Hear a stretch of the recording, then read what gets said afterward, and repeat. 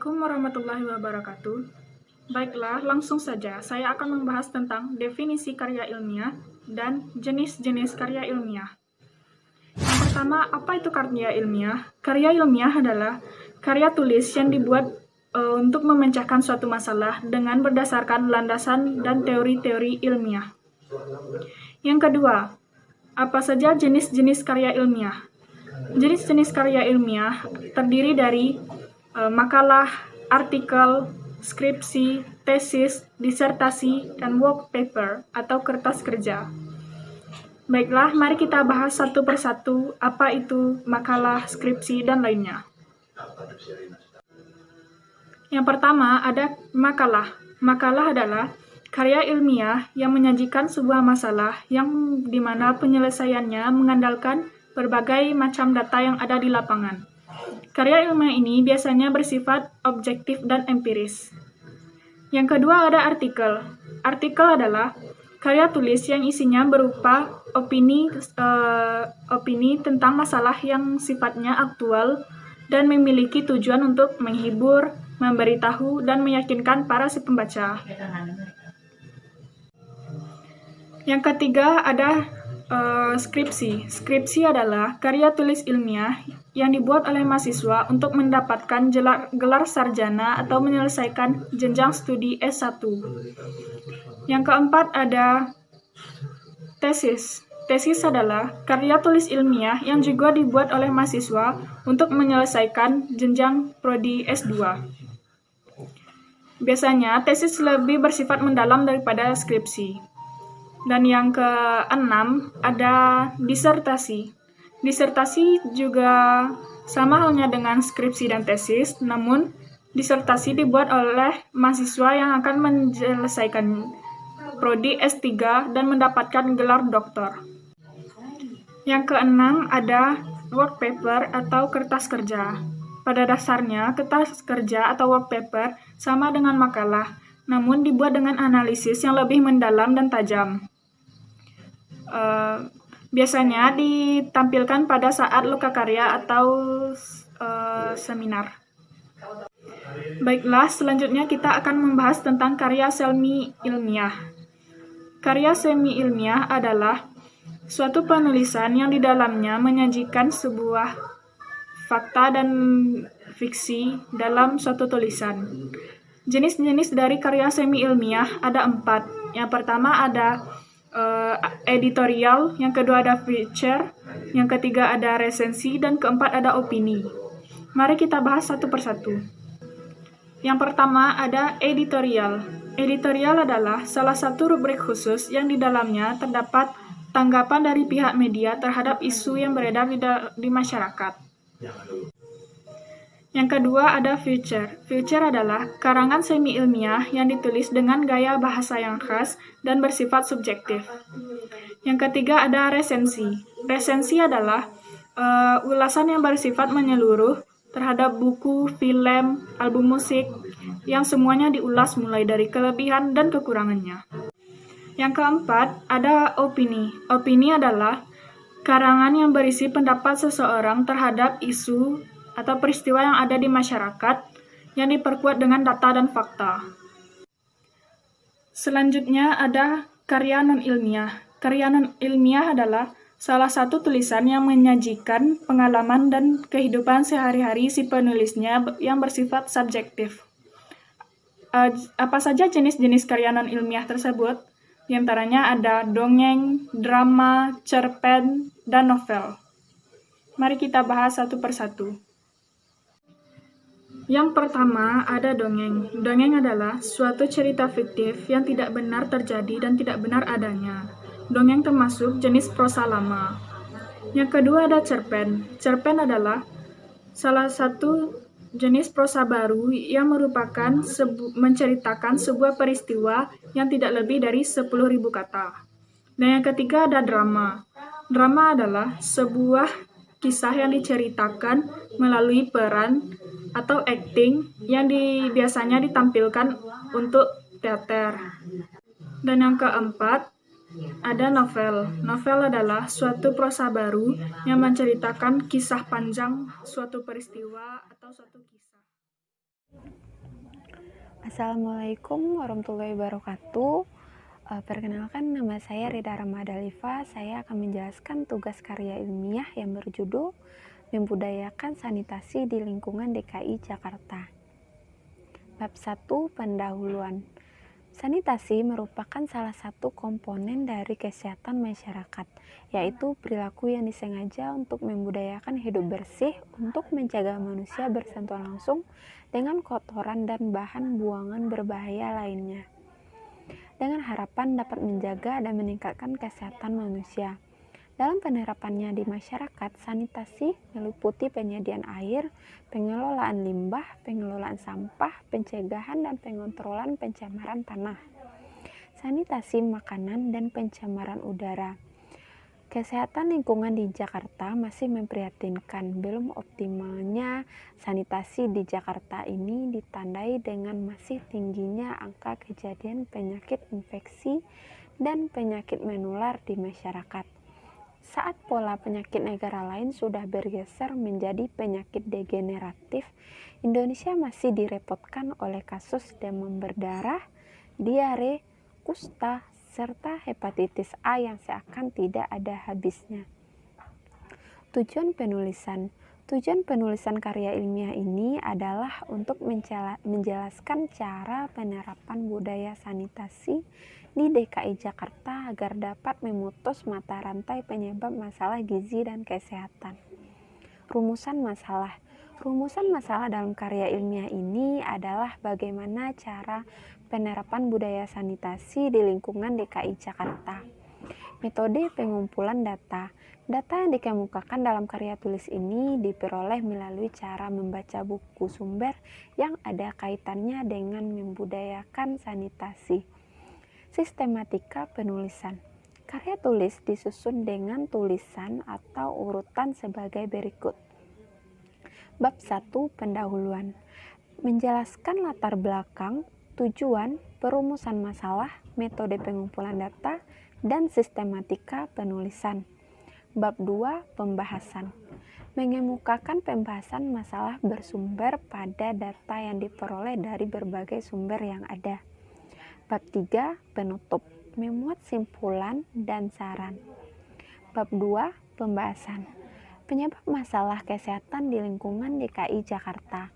Masih rendahnya pelayanan kesehatan yang bersifat preventif dan promotif kepada masyarakat, yang didukung oleh upaya penanganan masalah kesehatan yang sebagian besar tertuju kepada orang sakit, mengakibatkan terwujudnya kegiatan yang hanya mau menyehatkan orang sakit saja, bukan mempertahankan orang sehat tetap sehat dan lebih produktif.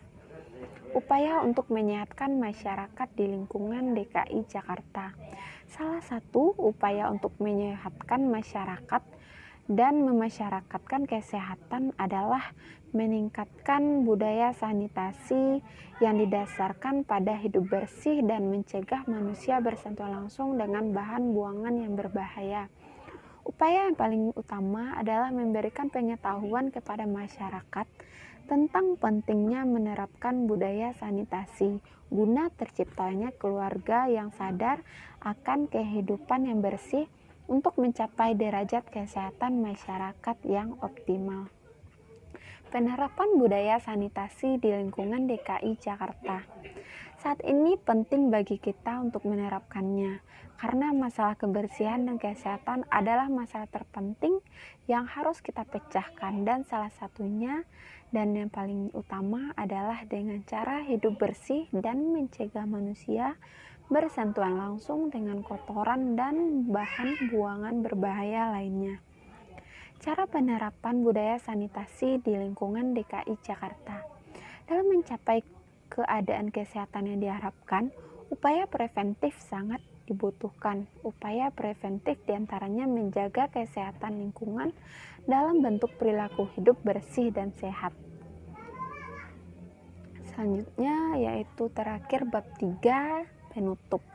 Kesimpulannya, sesungguhnya penerapan budaya sanitasi dapat berdampak langsung sekalipun dalam waktu jangka panjang untuk meningkatkan kualitas sumber daya alam di bidang kesehatan dan kebersihan, khusus untuk bidang kesehatan dapat menurunkan kematian ibu, kematian bayi, memperbaiki status gizi, dan meningkatkan umur harapan dengan pengumpulan dan pembuangan limbah manusia yang tidak benar. Memperbaiki yang satu tanpa memperhatikan yang lainnya sangatlah tidak efektif. Terdapat hubungan yang erat antara masalah sanitasi dan penyediaan air. Cara pencegahan bersih dapat dilakukan dengan menggunakan solusi teknis, contohnya perawatan cucian dan sisa cairan buangan. Teknologi sederhana, contohnya kaktus, tangki septik, dan praktik kebersihan pribadi, contohnya membasuh tangan dengan sabun. Dan yang terakhir yaitu ada saran. Berdasarkan pembahasan dalam bab sebelumnya dapat diajukan beberapa saran. Yang pertama, ada masyarakat seharusnya dapat membudayakan sanitasi di lingkungan DKI Jakarta agar terhindar dari penyakit akibat lingkungan yang tidak bersih. 2. Pemerintah seharusnya melakukan sosialisasi kepada masyarakat tentang cara penerapan budaya sanitasi di Jakarta. 3. Harus ada kerjasama antara institusi terkait dengan pemerintah dalam upaya menerapkan budaya sanitasi di DKI Jakarta. 4. Masyarakat diharapkan dapat mengelola limbah dan sampah dengan benar dan menerapkan pengelolaan air minum dan makanan yang aman. Sekian dulu tugas karya ilmiah. Saya ucapkan terima kasih. Assalamualaikum warahmatullahi wabarakatuh. Assalamualaikum warahmatullahi wabarakatuh. Saya Paeldria Oktavika. Di sini saya akan menjelaskan perbedaan dan persamaan dari karya ilmiah, semi ilmiah, dan non ilmiah. Yang memuat yang pertama yaitu sistematis, yang kedua yaitu diksi atau pemilihan kata, yang ketiga ejaan, dan yang keempat yaitu kata hubung. Baik, saya akan menjelaskan yang pertama yaitu berdasarkan sistematika. Sistematika karya ilmiah terdiri dari bagian pembuka, pendahuluan, pembahasan, metodologi penelitian, hasil penelitian, penutup, dan bagian penunjang. Sistematika karya semi ilmiah. Karangan semi ilmiah adalah karangan ilmu pengetahuan yang menyajikan fakta umum dan menurut metodologi penulisan yang baik dan benar.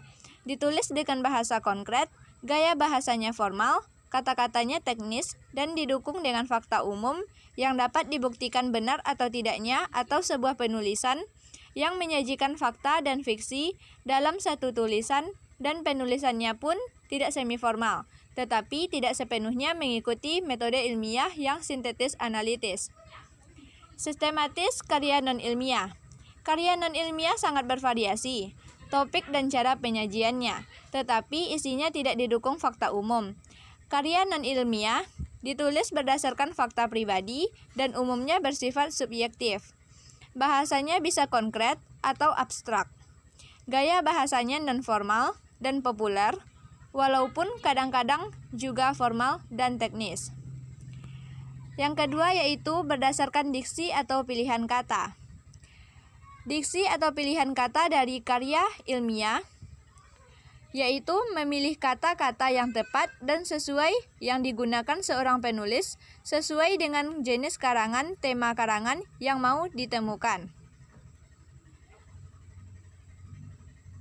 Diksi atau pilihan kata dari semi ilmiah yaitu menyajikan fakta umum dan menurut metodologi penulisan yang baik dan benar, ditulis dengan bahasa konkret, gaya bahasanya formal, kata-katanya teknis, dan didukung dengan kata yang umum, dapat dibuktikan benar atau tidaknya, atau sebuah penulisan yang menyajikan fakta dan fiksi dalam satu tulisan, dan penulisannya pun tidak semi-formal, tetapi tidak sepenuhnya mengikuti metode ilmiah, karena sering dimasukkan karangan non-ilmiah. Karakteristiknya adalah berada di antara ilmiah. Bentuk karangan semi-ilmiah yaitu artikel, opini, resensi, buku, dan lain-lain. Resensi buku adalah bentuk kombinasi antara uraian, ringkasan, dan kritik objektif terhadap sebuah buku.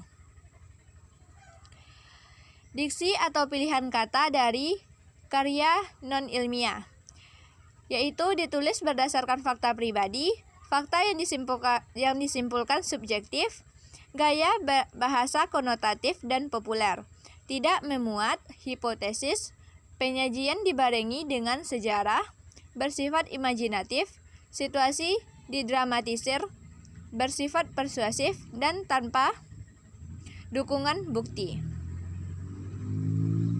Selanjutnya yaitu yang ketiga, berdasarkan ejaan.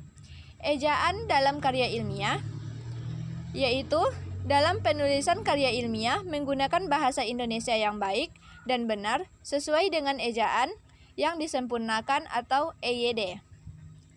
Ejaan dalam karya semi-ilmiah, yaitu bahasa dalam karangan semi-ilmiah atau ilmiah, populer, dan non-ilmiah, melonggarkan aturan seperti menggunakan kata-kata yang bermakna konotasi dan figuratif, menggunakan istilah-istilah yang umum atau populer yang dipahami oleh semua kalangan, dan menggunakan kalimat yang kurang efektif seperti pada karya sastra. Ejaan pada karya non-ilmiah.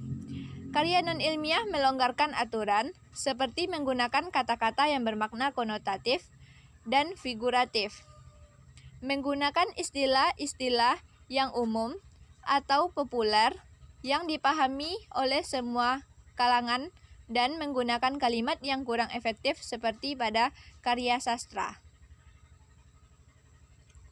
Selanjutnya yaitu kata hubung. Kata hubung dalam karya ilmiah, yaitu boleh dipakai untuk memperjelas hubungan bagian-bagian kata atau ungkapan dan penghilangan bagian kelompok kata. Kata hubung dalam karya semi-ilmiah. Dalam karya semi-ilmiah, kata hubung dipakai menggunakan kata ganti pertama, atau dalam kutip penulis, bukan saya, aku, kami, atau kita. Memakai kata baku atau istilah ilmiah, bukan populer, menggunakan makna denotasi dan bukan konotasi, menghindarkan pemakaian unsur bahasa kedaerahan, dan mengikuti konvensi penulisan karangan ilmiah. Kata hubung dalam karya non-ilmiah. Tanda hubung dalam karya non-ilmiah dipakai untuk menghubungkan kata dengan kata yang lain, sehingga membentuk tulisan.